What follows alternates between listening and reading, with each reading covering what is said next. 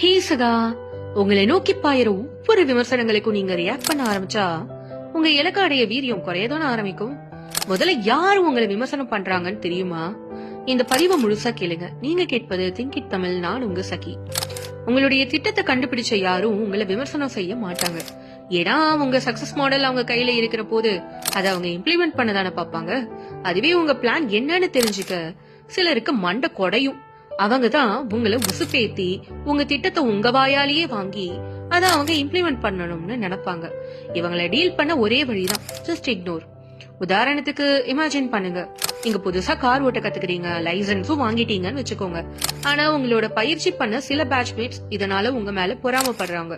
அப்போ சிக்னல்ல வண்டி நிக்கிறப்போ சின்ன சின்ன கல்லை தூக்கி கார் மேல போட்டு எறிறாங்க. ரெண்டு ஆப்ஷன்ஸ் தான் உங்களுக்கு இருக்கும். ஒண்ணு, இறங்கி ரோட்ல நின்னு அவங்களுக்கு ஈக்குவலா சண்டை போடணும். இல்லாட்டி அவங்களை கண்டுக்காம சிக்னலை கிராஸ் பண்ணி போய்கிட்டே இருக்கணும். இதுல என்ன கேட்டா செகண்ட் ஆப்ஷன் தாங்க பெஸ்ட். பிகாஸ் இறங்கும் போது சிக்னல் போட்டா மத்த வண்டிகள் மூவ் ஆகும் அண்ட் ஆபத்துல கூட முடியும். உங்களை வெறுப்பேத்தினவங்க நீங்க போகும் முன்ன ஓடிடுவாங்க. அதுவே இக்னோர் பண்ணிட்டு அவங்கள ஒரு பொருட்டாவே நீங்க மதிக்கலன்னா அவனுங்களே காண்டாகி போயிடுவானுங்க. அதே மாதிரிதான் விமர்சனங்களும். நீங்க ரியாக்ட் பண்ணும்போது அது உங்க நேரத்தையும் உங்க எனர்ஜியையும் திருடிடும். உங்க முன்னேற்றத்துக்கு தேவையான அந்த சக்திய உங்க மேல நம்பிக்கை இல்லாதவங்களுக்காக ஏன் வீணாக்குறீங்க? உங்க கனவுகள் தான் உங்க இலக்கு. அதை நோக்கி மட்டும் போங்க. பேசுறவங்க பேசிக்கிட்டே இருக்கட்டும்.